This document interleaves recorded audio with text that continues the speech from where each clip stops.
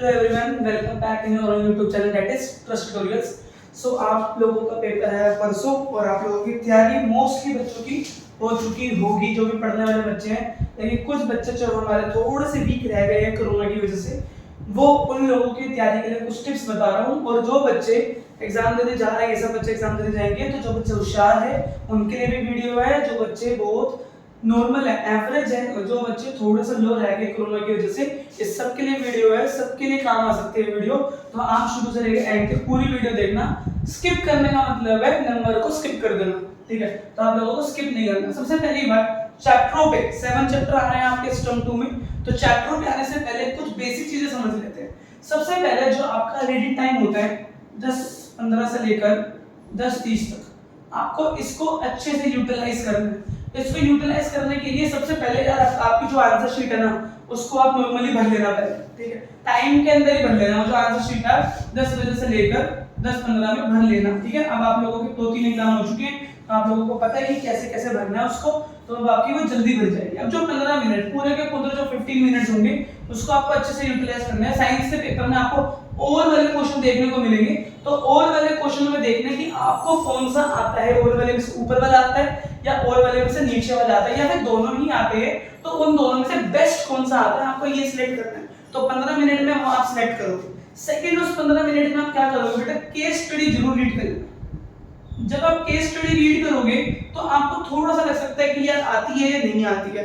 अगर आती है तो कांग्रेचुलेशंस, और अगर नहीं आती है तो आप लोगों को कंफ्यूज नहीं होना है, कुछ भी लिख के जरूर आना है। किसी भी क्वेश्चन को, सेकंड टिप मैं ये दूंगा, किसी भी क्वेश्चन को, आपको चैप्टर पता होगा, आपको कुछ ना कुछ चैप्टर के बारे में आता ही होगा, तो आपको किसी भी क्वेश्चन को अनअटेम्प्टेड छोड़कर नहीं आ रहे। अनअटेम्प्टेड का मतलब है आपने टीचर को स्कोप ही नहीं दिया कि वो आधा नंबर भी आपको दे सके। सेकंड चीज, आपको अपनी स्पीड, बहुत सारे बच्चों का मैथ्स का पेपर छूट गया था, तो अपना स्पीड बना के रखना है। साइंस का पेपर इतना छोटा होता है मेरे हिसाब से कि आपका 1.5 आवर में निपट जाएगा। 14 का क्वेश्चन है, 14 क्वेश्चन है, सो इजी, ठीक है? तो आपका स्पीड मैटर जरूर करते हैं। स्टार्टिंग से अच्छी स्पीड बना के रखो। राइटिंग का ध्यान रखना, जो भी आंसर्स में कीवर्ड है या फिर जो भी आप फॉर्मूला यूज, जैसे ओम्स लॉ में V is directly proportional to I, आप इसको बोल्ड करो। कैसे करो? अंडरलाइन करो, पेंसिल से बोल्ड करो।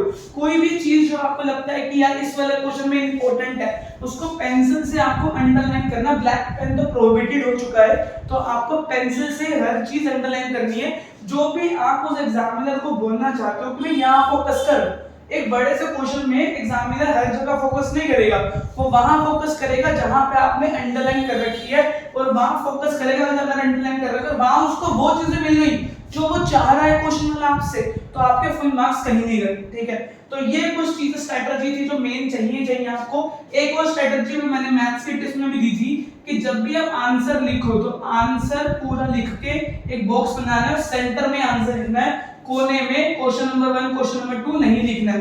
कई बच्चे इस बात को लेकर कंफ्यूज हो जाते हैं कि ऊपर नीचे आप लोग कर सकते हो या नहीं कर सकते। तो भाई ऐसा कोई लॉजिक नहीं है कि आप ऊपर नीचे नहीं कर सकते, आप ऊपर नीचे कर सकते हो, कोई दिक्कत वाली बात नहीं है इस बात में। बस एक क्वेश्चन को ना, कई लोग स्मार्ट होते हैं, वो एक ही क्वेश्चन को पेपर में 2 बार कर देते हैं। मान लो क्वेश्चन नंबर 10 आपने स्टार्टिंग में भी कर दिया, एक बार क्वेश्चन पहले बैठे हो, एक बार क्वेश्चन नंबर 10 आखिरी में भी कर दिया। तो ऐसी गलती नहीं करनी है। एग्जामिनर को पता होता है कि आपने 2 बार एक ही क्वेश्चन को अटेम्प्ट कर दिया है, क्योंकि उसके पास एक परफॉर्मा होता है, वो साथ साथ भर रहा होता है उस बात को, तो उसको पता चल जाएगा कि आपने 2 बार कर दिया क्वेश्चन को। ऐसी गलती नहीं करनी। स्टार्टिंग में आपको वो क्वेश्चन करने हैं जिन पे आपको कॉन्फिडेंस है कि वो ठीक होंगे।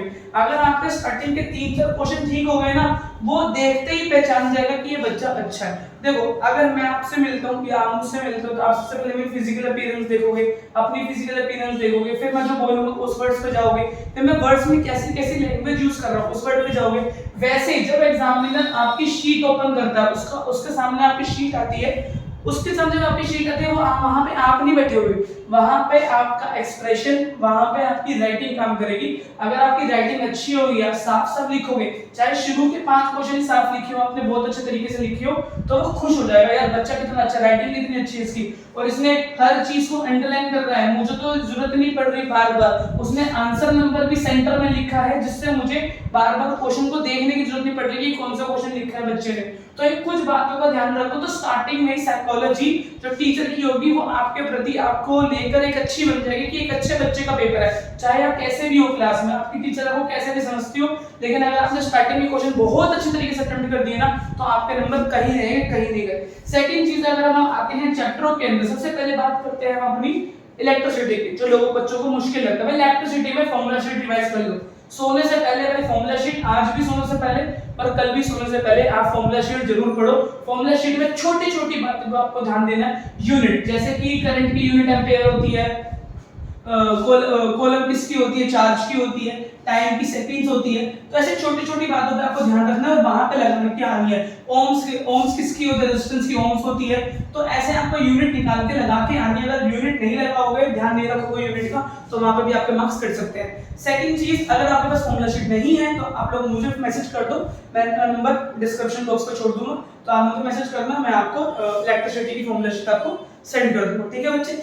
नेक्स्ट चीज अगर हम बात करते हैं एक और चैप्टर दैट इज मैग्नेटिक। तो मैग्नेटिक में डायग्राम्स बहुत इंपॉर्टेंट है। आप सोलेनोइड का एग्जाम, सोलेनोइड, मैग्नेटिक इंडक्शन, इन सब के डायग्राम्स बहुत अच्छे से पढ़ के जाना और बना के प्रैक्टिस जरूर कर लेना। भाई बना के प्रैक्टिस नहीं करोगे तो बस देख देख के जाओगे तो कोई फायदा नहीं। इलेक्ट्रिसिटी में भी मैं यही बोलूंगा, इलेक्ट्रिसिटी के जब भी न्यूमेरिकल आप ट्राई कर रहे हो तो इलेक्ट्रिसिटी के न्यूमेरिकल्स को करके देखना, पढ़ना नहीं है, करना है, लिख के देखने, करके देखने। सेकंड बात हम करेंगे फिजिक्स खत्म। सेकंड बात करते हैं बायो की। तो बायो में पहला चैप्टर आपका आता है रिप्रोडक्शन। तो रिप्रोडक्शन में male reproductive part, female reproductive part, जितने भी आगे असेक्सुअल के पार्ट है वो, और एडवांटेजेस ऑफ वेजिटेटिव प्रोपगेशन। ये तो सीबीएसई के फेवरेट क्वेश्चन है जो मैंने आपको बता दिए। वैसे इलेक्ट्रिसिटी में फेवरेट क्वेश्चन है ओम्स लॉ, ठीक है, एमीटर क्या करता है, वोल्टमीटर क्या करता है, ये कुछ फेवरेट क्वेश्चन है। जूल का लॉ, हमारा लॉ जो है हीट का लॉ, वो इंपॉर्टेंट है। तो ये कुछ क्वेश्चन इंपॉर्टेंट है। डेरिवेशन ऑफ सीरीज और डेरिवेशन ऑफ पैरेलल इंपॉर्टेंट है, वो चीज आपको नहीं छोड़नी है।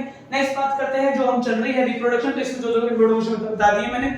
नेक्स्ट जो आता है हमारा वो रिप्रोडक्शन के बाद हेरिडिटी। तो हेरिडिटी में cross, monohybrid cross, dihybrid cross, आपको कम से कम एटलीस्ट 2 बार करके देखने हैं। जेनोटाइपिकल, फेनोटाइपिकल, रेशियोज आपको पता होनी चाहिए कि क्या जेनो होती है, क्या फोनो होती है, किसकी कौन कौन सी रेशियोज हैं, आपको हर चीज बना बना के देखनी है और लिख के देखनी है दोनों रेशियोज को। ठीक है, वैसे ही इलेक्ट्रिसिटी के फॉर्मूले भी लिख के देखने, सिर्फ पढ़ने ही नहीं है, वो लिख के देखने। एक बार पढ़ लो, साइड रखो, अवे रखो अपने से, और एक बार लिखना शुरू करो। देखो कहीं ना कहीं तो अटकोगे जरूर, पर वो आपको अटकना नहीं है। नेक्स्ट बात करते हैं बायो खत्म। बायो में एक और चैप्टर रह गया आपका आयरन एलिमेंट। तो आयरन एलिमेंट आप लोगों को आता ही होता है। उसमें 2-3 चीजें, बायोडिग्रेडेबल, नॉन बायोडिग्रेडेबल, अबायोटिक और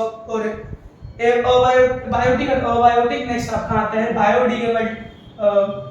बायोडिग्रेडेबल रिसोर्सेज कौन से होते हैं? Next biological magnification, ozone layer. तो ये आपके कुछ इंपॉर्टेंट क्वेश्चन है। 1% लो और 10% लो, ये भी सबसे ज्यादा हॉट क्वेश्चन है उस चैप्टर में, ओजोन लेयर और बायोलॉजिकल मैग्निफिकेशन। नेक्स्ट बात करते हैं हम अपने कार्बन प्यारे से चैप्टर की। तो कार्बन की तो आज ही मैराथन हुई है बहुत अच्छी। और अगर आपको नोट्स चाहिए कार्बन के, तो कार्बन की जितनी भी सीरीज एक जगह अपने लिख लो। अगर आपके पास नहीं तो मुझे व्हाट्सएप कर दो। तो अगर आप एक बार लिख लोगे, सारे कार्बन के फॉर्म बना के देख लोगे।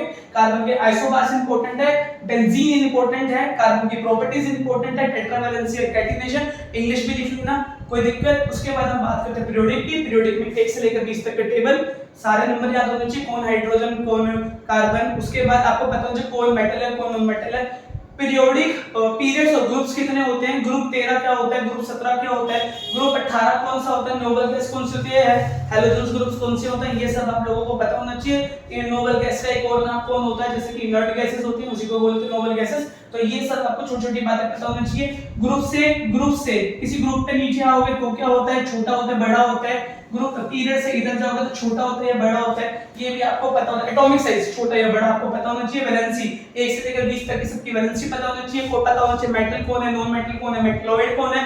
कार्बन के अंदर दोनों प्रॉपर्टी पता होनी चाहिए, टेट्रावैलेंसी को, कैटिनेशन। ये आपको छोटी छोटी बातें जरूर ध्यान देना है। पीरियोडिक के क्वेश्चंस भी करके देखने हैं आपको, कोरिलेशन करके देखने हैं। अगर क्वेश्चन नहीं करके देखोगे, मेटालिक कैरेक्टर पूछा जाता है, एंड पूछा जाता है, टाइम पूछा जाता है। तो ये जब चीजें जब पूछी जा सकती है, जो मैंने आपको वीडियो में बताई है, एक जगह नोट कर लो, लाइन वाइज करते रहो, तो आप लोगों के लिए बहुत अच्छा हो जाएगा। And all the very best from my side. और अच्छा ही पेपर जाएगा आप लोगों का। आप लोगों ने बहुत मेहनत करी है, और जिन्होंने भी थोड़ी सी कम मेहनत करी है तो आप लोग भी मत डरो, आप जितनी मेहनत करिए आपको उतने मार्क्स अच्छे मिल ही जाएंगे। So don't worry, paper maths का आसान आया था, एंड आई विश कि साइंस का पेपर भी आसान है और आप अच्छे तरीके से करके आओ paper. And all the very best from my side. Take care, bye bye.